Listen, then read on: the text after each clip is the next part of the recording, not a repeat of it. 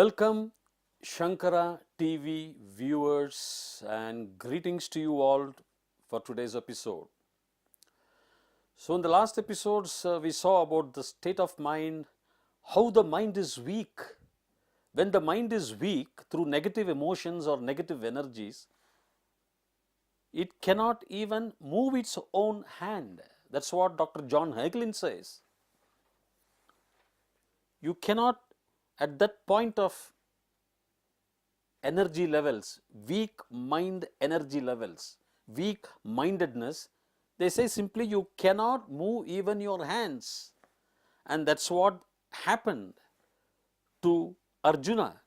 And Krishna became a psychologist and started injecting in him positive thoughts. Control your mind, he says. He also gives him lot of other medicines to remove the grief, because on a negative mind every other cancer cells will come and get deposited there. All other things with a weak mind, with the negative emotions, slowly mosquitoes will come, then ants will come, bugs will come, beetles will come, all sorts of variable insects will come, worms will come on a weak fruit. In the same way, on a weak mind, your anger will come, your jealousy will come, your grief will come, your criticism levels will come, your hatred will come. All these things happen only on a weak mind, not on a noble mind, not on a positive mind. These are all the children of the devils. The children of the devils is what I stated now. The citation is your anger, your jealousy, your criticism, your finding fault, your arguments, your negations. All these things will come. When grief settled, Krishna gives a psychological tonic again to cull out that grief from his mind and throw it away. Jatas, the famous verse, I am just quoting it to you. Jatasya hi dhruvo mrityuhu dhruvam janma mritasya cha tasmat apariharye arte na tvam soshitum arihasi. Jatasya, jati of the born, dhruvam certain, mrityuhu, death is certain, jatasya hi dhruvo mrityuhu, certain, that's everybody knows. Dhruvam janma mritasya, of the death, janma is also sure, cha and tasmat, therefore, apariharye arte, in the artha, in the meaning of this, apariharya means inevitable situation. Apariharya arte, na tvam sho chitum arihati. Sho chitum means to grieve. There is no arihasi, you don't deserve to grieve. It is all there, Arjuna. Why do you sit and have grief? Why do you grieve? For the dead, birth is certain.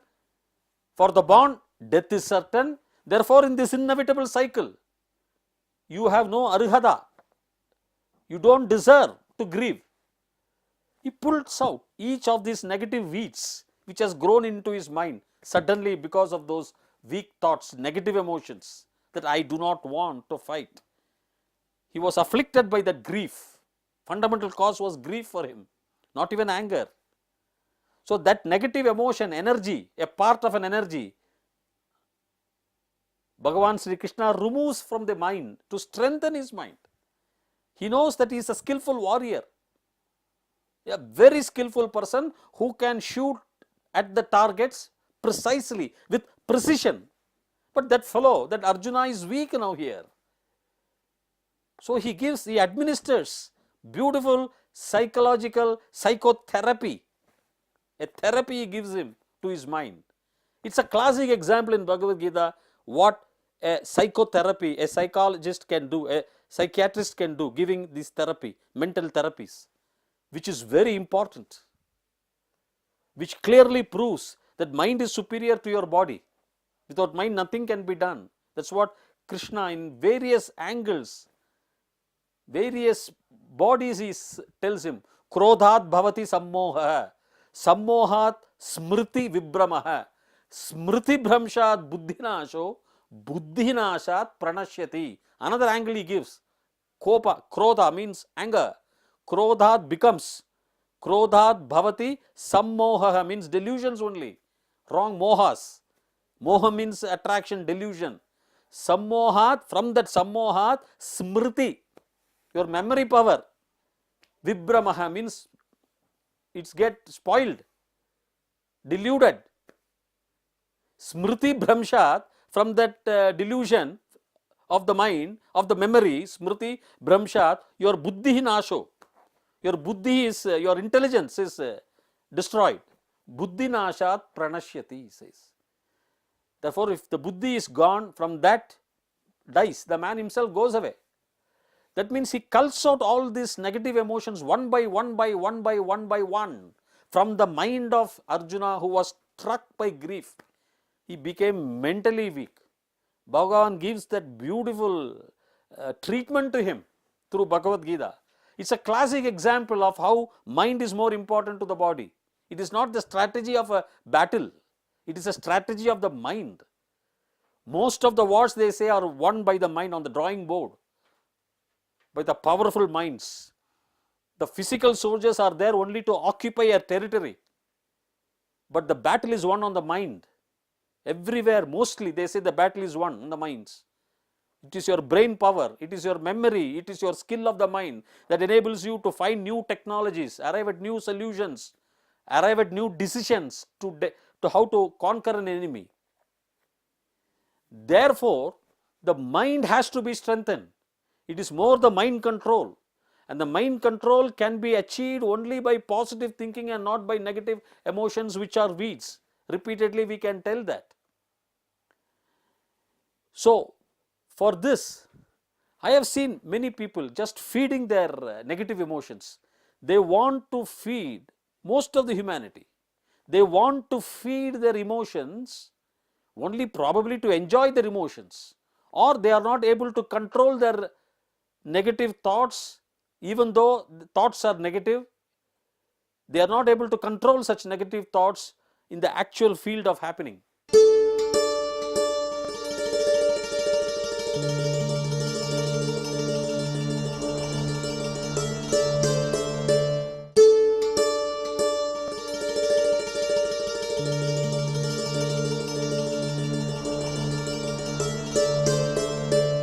I will give you one classic example which I had written in my book, The Divine Entrepreneur. One of my friends was taking out from a beautiful new car from his house, just touched the signal, the nearest point to his house, when probably an auto rickshaw bumped onto him, causing a dent. He had a meeting, he is a very big shot, he is a very big executive, very big owner of a business. And the meeting was at 10 o'clock, the incident happened at 9:30 probably in the morning. There was a very big commotion, led to hand fight. Several arguments, several abusive words flowed freely both sides the whole day. What happened was, the meeting, the vital meeting for him got missed. There were public surrounding that entire area of incident, the road rage. The natural thinking is, if that man had claimed insurance, he might have got some good percentage. But this went beyond control. That then the traffic people came and their investigation was done. He was found not carrying a license, or the entire evening was spoiled for another day also. The time was spoiled for him, which could have been avoided had my friends simply, when the accident happened, it's a knock by the auto on him. Who is right or who is wrong is not the question. He could have got down from his car, smiled at him, admitted there could have been a mistake on either side. That would have probably created a better situation for him, not damaging his own body by his anger, which again, an anger, I told you earlier, creates puzzles in your neurons, in your synapses, in the spaces between the brains, and it prevents free flow of blood in your brains, which a free flow should happen for you to think positively and rationally. All your memory, everything gets affected, whatever it is, in its various degrees, varying degrees, depending on the quantum of the anger you have. And everything got spoiled, including his meetings, including his business, penny wise and became pound foolish. This could have entirely happened at that inner, not because the man felt that he had caused damage to his car, because his basic anger in him propelled something, propelled him to abuse him of the damage. It is not expensive at all, because insurance is a new car, insurance will be given 99%. There is no chance for any depreciation also, a new car. But some anger, it was the anger which was responsible.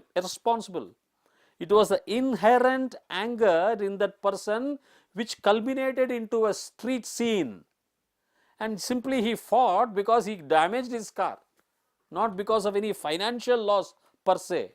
The entire thing could have been a financial gain had he ignored that, admitted, smiled and gone away to his meeting, and then later on got his car repaired. So anger will spoil not only individuals but will spoil the nation. As I said earlier, if nationally, if collectively, if we all could control the anger, the nation's GDP, I am sure, will automatically increase by 50% by wastage, by loss of destruction, by destruction being prevented. There is a huge wastage on the other side of the table. Apart from production, low production, there is a wastage also which adds fire to bringing down our GDP. So that means the thought is in your brain, the process has to be adjusted. The process has to be set right in your manual, in your thinking, in your very thought process. If these negative, one by one, anger, then comes jealousy. Why should a person be jealous of the other person? There are people who say you are jealous of him. They may or they may not be jealous of you, but it is because of my own prejudiced view that I see a jealousy in him on me. May not be, he may not be jealous at you, on you at all. See, these negative emotions are created by me in my own mind, so that with a jaundiced eye, if I see everything, everything is going to be yellow. Actually, we have to change ourselves. What is that gives jealousy? In what way are you so superior to the other man that he is jealous of you? Why do you think like that? Maybe his opinion may be correct. We have to admit he is saying some opinion probably which can correct us. Why don't we think that way? Jealousy is one. There are certain persons who will criticize with the negative emotions in their mind, because their thought process is that for anything and everything they know one thing, criticizing the other, as if that person, that is as if I am so intelligent and so prosperous. What is that you have in you which is so superior that you find fault with the other man and criticize him? That is because your thought process, the negative thoughts in your mind only compels you to criticize the others, because that is your way, that is your habit, that is your practice. Criticizing others is one of the worst forms of evil. And if you start criticizing others, finally you will start criticizing everybody within your own house. You will start criticizing yourself also. You will start criticizing your son, your brother, your wife, your relations, your father, your mother. For anything and everything, it is a habit. You are training yourself. I am training myself in criticism if I start criticizing. I am again and again indoctrinating, injecting lot of cells of this negative emotions called criticism in my brain, in my mind, so that I am only skillful in criticizing. What you develop, what you think, that area develops, says the neurologist. In brains, the experience as you go, as you age, it is the connectivity amongst neurons improves. The neurons are there when you are born. Up to 3rd, 4th, 5th year, the neurons produced, and brain scientists say after which the production of new neurons may not take place. But what is important is, I have told you in earlier chapter, the neurons have to get connected to each other. Brain neurons that fire together, wire together. They have to wire together. They have to get wired. It's not enough to have a relay station just there without actually connecting it to the 100 houses there in that particular village. What is the point in having a strong relay station, powerful relay station there, simply unconnected? What is the point in having a strong neuron with you, or quantitatively or qualitatively, without connections taking place? Between neurons you have a space called synapses. They have to be connected properly. And for that connection, if you have anger, or if you have jealousy, or if you have criticism, or if you find fault, or if you have negations, those spaces in between those neurons get blocked. The blood flow doesn't take place. Then how will your intelligence now, how will your reasoning power take place? Everything have some reasoning power. You should have reasoning power. For reasoning power to take place, your neurons also have to be mentally connected. Your brain should not be ill. Your brain should be strong and healthier. And for that, if you want to have a strong, healthy brain, you have to avoid all those negative emotions that act as a barrier to this development. You have to remove those blockages. Then you develop reasoning power, and then the reasoning power can be applied, and reasoning power again develops further connectivity amongst the neurons. Reasoning power is vital.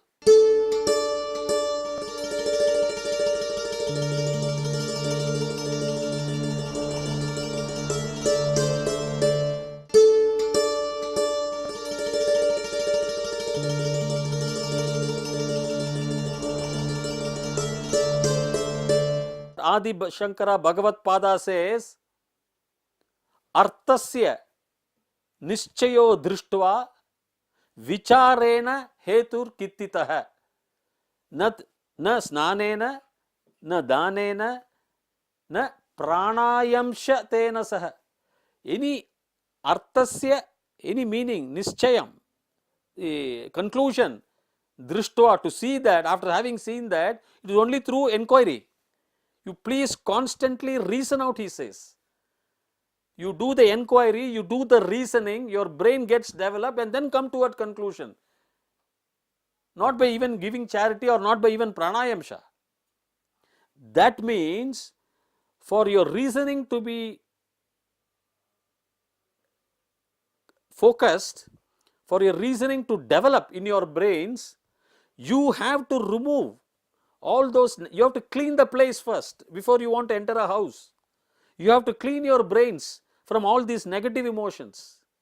If you have negative emotions, as I spelled out earlier, all those negative emotions, all those characters, it would be occupying. You would have no space to first enter and clean the house. Think your brain to be a beautiful house. It is clean, beautiful. Unless you pollute it with your own intentions, with carbon and sulfur and dust and smoke. So first, when we start cleaning these negative energies, then what you have is a wonderful, beautiful house. I told you, with all those negative energies, with dust, can you live in the house, or would you be able to achieve anything? There was one very interesting test also done, which I wanted to tell you, by a very famous psychologist, to tell you about the brain power. If you have a beautiful brain, a brain power can achieve a lot of things for you in any field. With a weak brain power, I told you, if your brain is weak, you cannot even lift 29-30 pounds with a weak brain. A test was done, I told you in the earlier episodes. And with a normal brain, you can take, say, 40 pounds. With a weak brain, you can only lift about 25 pounds. And with a strong brain, with a strong thoughts, with a strong mental strength, brain means the mental strength, psychologically, mentally strong, you can lift 100 pounds, they said. Same way, even in the sports field, a test was done, a very interesting test was done. The test is, in a throw ball practice, they divided 3 groups, 1, 2 and 3. And in the first group, a practical training was given. Throw ball was given, and players were asked to practice throwing those balls, catching those balls, passing those balls amongst them. A practical test was given, they were being trained on that. In the group number 2, no training was given, no throw ball was given, no practice was given. It was in group 2. In group 3, They said, you imagine as if you are practicing with a throw ball. You imagine, though they were not given the physical throw ball, they were asked to imagine as if that they are practicing a throw ball game. They were asked to imagine that they are throwing the ball to each of the players and they are catching them. And even if they miss a catch, they are asked to train again only through their mind to as if they have caught this time correctly, perfectly. They are asked to think everything by their mind, though not on a practical field. No training was given on a practical field.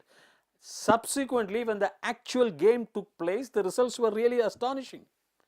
There was a good 24% improvement in the throw ball practice done practically on the field. Training, when the training was given practically on the field, those players showed an improvement of 24%. There was no improvement in group number 2 where no training were given. But there was again here, if you come, there was a substantial 23% improvement for players who practice through their mind, almost as close as the players who are given online, who are given on-field practical training, on the pitch, on the field. So both of them, 1 and 3, they were trained well, one physically, one mentally. So mental training is very, very important even for a physical training. You are asked to conjecture. That's what I would tell even a cricketers. For example, you take the case of a bowler, a spin bowler. When they fly in the aircraft for the next match, they can even think deeply, meditate deeply or think deeply. That as if they are bowling a good leg breaks which is spinning fast off the field, off the pitch. They can imagine as if they are hitting the ball for a sixer. They can imagine through their mind all the required balls that can appear, leg breaks or off breaks or leg spinners or fast balls or cutting balls, as if they are hitting those balls, connecting those balls, they are driving those balls forcefully over the boundary lines or spinning or bowling very fast. All those can be ruminated or thought over and over again, and there mentally they can achieve the perfection. And then they would, when they operate on the field practically, they would find the improvement. So mental power is the primary power. Mental power is the most important power. And through mind you can achieve anything, because all inventions, all discoveries, all, whether in particle physics or in biology or in chemistry or in quantum physics or in mathematics or in electronics or in engineering, wherever we go, it is not the physical strength, it is not the physics that has given those discoveries and inventions.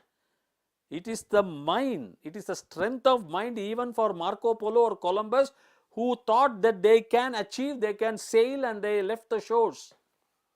Rather than their physical power or staying power of being in the sea, their mental strength told them that they can achieve, and they achieved. They reached those shores. Therefore, the most important point is, when you start removing those negative energies, negative thoughts from your brain, all those separate cells, cellular thoughts I have told you, like criticism, like anger, like hatred, these are called cellular thoughts, blocks. If you remove those blocks steadily, your noble thoughts will pour. The natural tendency for a human being is to have noble thoughts, to have that bliss. He has been created by the universe for a bliss, not for suffering.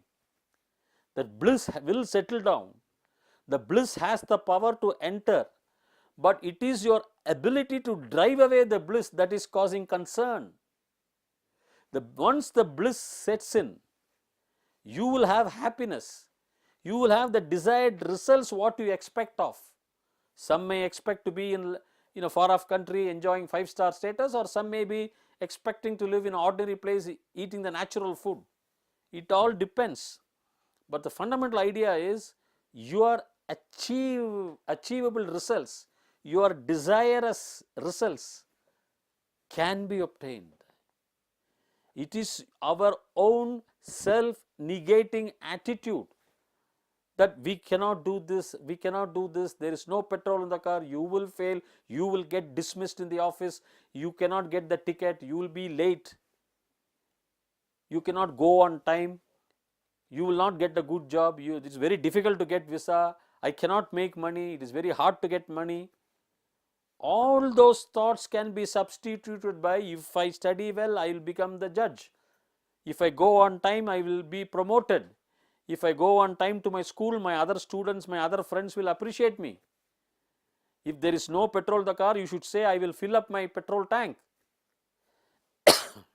By just focusing attention on the other track, by just focusing attention, setting aside this not,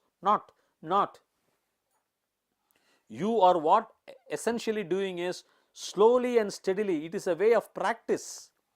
Slowly and steadily you will calm down. The mind will calm down, attract that bliss, attract that positive thoughts, and by that attraction of positive thoughts, your action set in motion will attract positive results. Because I told you there is an interconnectivity. We are all interconnected. Every action of ours are interconnected. Therefore, this interconnectivity will establish the assets, will establish the results. Therefore, my dear Shankara TV viewers, we shall see further in the ensuing episodes, and till such time, wish you all fine. Thanking you.